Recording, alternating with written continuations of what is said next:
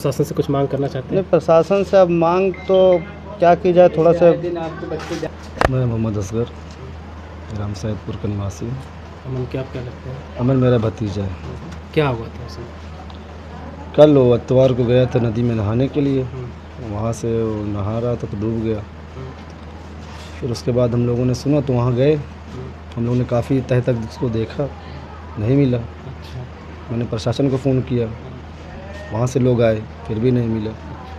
हमारे बगल में हमारे ही गांव का पड़ोसी गांव है, वहाँ से वो आया एक बंदा, आदमी परविंद यादव, उसने निकाला। जब निकाला तो कितना ख़त्म हो चुका था। जहाँ से डूबे थे वहाँ से कितनी दूर बॉडी मिली? बॉडी पास में ही थी, तकरीबन 100 मीटर अच्छा। 70 मीटर के दायरे में थी, बस गहराई ज़्यादा अच्छा, थी। गहराई ज़्यादा जी। उसके बाद हम लोगों ने उसको वहाँ से उठाया, लेकर गए डॉक्टर के यहाँ। डॉक्टर ने कहा ये एक्सपायर हो गया। अच्छा। फिर हम लोगों ने वहाँ से उसको घर ले आया। अच्छा, जी। तो ये कितने बजे घटना है? कल रविवार को? कल रविवार को तकरीबन 11:30 से 12 के बीच में वो गायब हुआ था।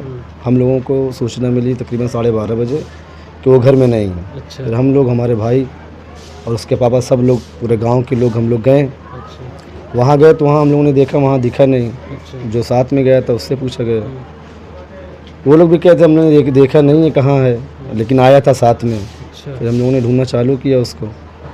फिर लास्ट में पता चला कि यहीं डूबा था वो। अच्छा। फिर वहाँ से तो वो लड़के तकरीबन जब डूबते हुए देखे तो यहाँ आए थे, पता नहीं चला? आए थे, लेट हो गया था, मगर वो कंफर्म नहीं बता पाते एग्जिट पर किया है क्या हो पा रहा था कि बच्चा डूब गया है या कहीं गया है। उन लोग देखे नहीं थे डूबते हुए। जब गए होंगे तो सब साथ गए? साथ में सब गए, साथ में वहाँ थे। हाँ। तो डूबते हुए कोई नहीं देखा? डूबते हुए कोई नहीं देखा। सब लोगों ने सोचा वो घर चले गए, लेकिन जब वहाँ से यहाँ आए तो पता चला कि वो वहीं पर है वो। फिर हम लोगों को इन्फॉर्म उसने किया, तो हम लोग जब वहाँ से गए तो वहाँ वो दिखा नहीं। फिर हम लोगों ने बहुत कोशिश करी उसको ढूंढने के लिए, मगर वो दिखा नहीं कहीं। लास्ट में तकरीबन 4 सवा 4 बजे अच्छा उसकी डेड बॉडी मिली तो पानी आपको से। कैसे डाउट हुआ कि इसे डूबाई है? कंफर्म कैसे हुआ? एक उसने बताया कि ये था नदी में ही था, कोई लड़का वो जो साथ में था उसने बताया कि साथ में था कि था भाई, लेकिन वो डूब नहीं रहा था पानी में वो, हाँ। लेकिन डूब नहीं रहा था। तो हम लोगों ने उसको ध्यान नहीं दिया। बाद में वो बोला कि हमको नहीं मालूम कि वो फिसल गया, उसमें चला गया, या फिर वापस आ गया, वो ध्यान नहीं दे पाया। लेकिन तैरना नहीं आता था? तैरना नहीं आता था। तैरना नहीं, उसमें गैस ये लगाया जा रहा है कि बच्चा वहाँ पे खड़ा था, 2 बच्चे और गांव के थे, वो डूब रहे थे। 2 बच्चे? 2 बच्चे और डूब रहे थे, छोटे छोटे थे। तो उनको बचाने के लिए जो वहाँ पे सबसे बड़ा बच्चा था वो कूदा उनको बचाने के लिए। तो ऐसा अनुमान लगाया जा रहा है शायद ये भी एक बचाने के नियत से ये भी कूदा। तो जब वो बचा रहा था उसको, वो तो खुद ही आपस में सब फंसे हुए थे, ये कूदा, इसको लोग ध्यान नहीं दे पाए। अच्छा। तो हो सकता है तब तक ये इसका काम हो गया। अच्छा, क्लियर नहीं था एक चढ़ा है, वो तो वहाँ पे चप्पल रखी हुई थी, तो लोगों को आशंका हुई कि शायद ये बच्चा इसमें है। तो ढुड़ैया मची, तब तक काफ़ी टाइम भी हो चुका था, तो निकालने में समय हुआ, रात में क्रियाक्रम सब हुआ। कितनी दर्दनाक बात है, कितनी पीड़ादायक बात है कि एक बच्चा डूबता है और कोई उसको देख नहीं पाता है, वो तड़प तड़प कर वहीं दम तोड़ देता है। घर वाले इस दुख में इस समय जी रहे हैं कि हमारे घर का एक चिराग बुझ गया। और कोई, ये सबसे बड़ी घटना लापरवाही की घटना है। अगर परिवार और समाज के लोग अपने बच्चों पे ज़्यादा फोकस करें, थोड़ा ध्यान दें, तो इस तरह की घटनाओं को टाला जा सकता है। और प्रशासन से भी लोग उम्मीद लगा रहे हैं कि वहाँ पे बैरिकेडिंग इस तरह की जाए कि कोई भी बच्चा ना वहाँ पे इस तरह नहा ना पाए। कितने बच्चे गांव से गए थे नहाने और कितने? 4 बच्चे गए थे। अच्छा। और एक और उसको लेके 5 गए थे। हाँ। तो अक्सर वो जाते रहते थे? हाँ, जाते रहते थे। कुछ दिन पहले भी इस तरीके की कुछ घटना थोड़ी मोड़ी थी, तो एक लड़का था गांव का ही, बचा के लेके आया था। तो परिवार वालों ने डांटा, समझाया, लेकिन अब बस मौत थी जो उसको दोबारा खींच के किसी न किसी बहाने से वहाँ लेके चली गई।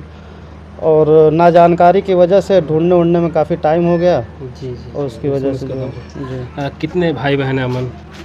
अमन 3 भाई थे, एक बहन। अच्छा, 3 भाई 1 बहन। वो सबसे बड़े थे? सबसे बड़े घर में थे। मैं आपको बता दूं, फूलपुर थाना क्षेत्र के अंतर्गत सैदपुर गांव का एक लड़का अमन, जो 4 भाई बहनों में सबसे बड़ा था, 12 साल का था, 6ठी क्लास में पढ़ता था, होनहार बच्चा था। लेकिन उसकी एक जिद थी, बार बार वो लोग नहाने जाते थे और गांव के बच्चे जाते थे, इसी वजह से वो उसके साथ चला जाता था। तैरने नहीं आता था, अभी 12 साल का बच्चा था, तैराकी नहीं जानता था।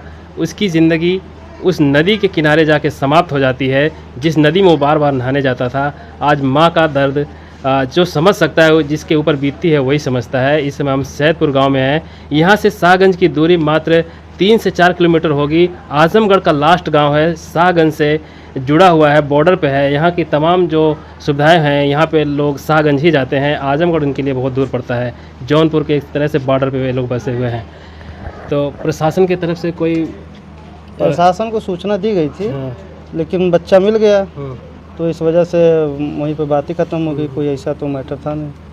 आप लोग प्रशासन से कुछ मांग करना चाहते नहीं, हैं? प्रशासन से अब मांग तो क्या की जाए, थोड़ा सा। आपके बच्चे जाएंगे, अनिवार्य है जाना बच्चों का। हाँ, भविष्य वो में तो भी बच्चे है, लेकिन जाएंगे। अब बरसात का टाइम है, थोड़ा से परिवार वाले ध्यान दें इस चीज़ पे। प्रशासन कहाँ तक वो बच्चों को अपना, बैरिकेटिंग वगैरह या अब तो प्रशासन अगर कुछ करना देखिए चाहे तो ठीक बच्चे है। कितना ध्यान दे। गांव का माहौल है, आसपास उम्मीद लगाई जाती है कि हमारा बच्चा बगल में खेल रहा होगा, दूसरे दोस्त के घर पे होगा, इस तरह खेलते हैं। वो कब गुट बना के यहाँ से निकल जाते हैं नहाने के लिए।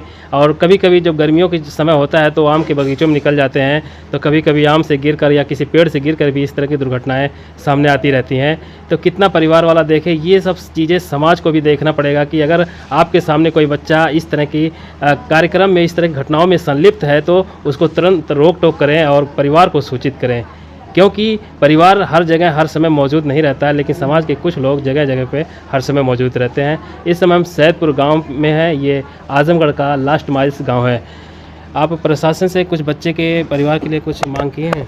नहीं, अभी ऐसी कोई बात किसी प्रशासन कह रहा था कि आप पीएम करवा लीजिए। अच्छा, तहसीलदार मुखपाल साहब आए हुए थे। मैंने कहा हमको पीएम नहीं करवाना है, सिर्फ आप पंचनामा कर दीजिए, बाकी हम उसका दफन कफन करेंगे और हमें कुछ भी नहीं। बाकी प्रशासन से न कोई शिकायत।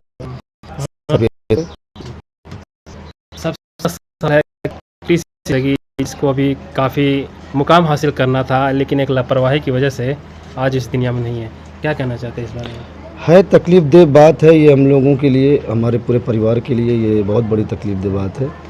लेकिन अब कर भी क्या सकते हैं, जो अल्लाह को मंजूर था वही होएगा। मौत थी उसकी, वो चला गया। अफसोस है सारे परिवारों को, माँ भाई को, उनको, हमको, हमारे पूरे परिवार को। अब इसके आगे कुछ भी कहना मेरे हिसाब से समझ में नहीं आ रहा है। घटना घटने के बाद अफसोस जताने के सिवा, दुख को सहने के सिवा और कोई रास्ता होता नहीं है। किसी तरह अपने दुखों को सहा जाता है। गांव के बुजुर्ग हैं चाचा जी, हम इन लोगों से बात करेंगे। क्या कहना है आपको, इस तरह की घटनाओं पे कैसे लगाम लगेगी? बच्चों लोग को समझाया जाएगा और क्या।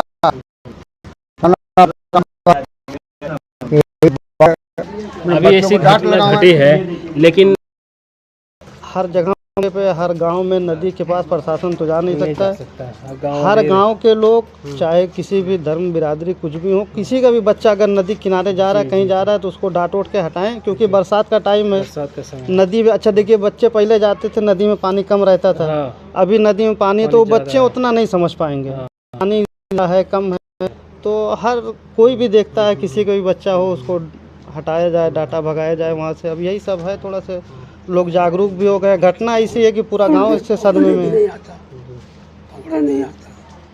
बच्चे को तैरना भी नहीं आ रहा था और वो ग्रुप बना के सब बच्चे इस तरह नहाने चले गए। आपको ये जानकारी हर अखबार न्यूज़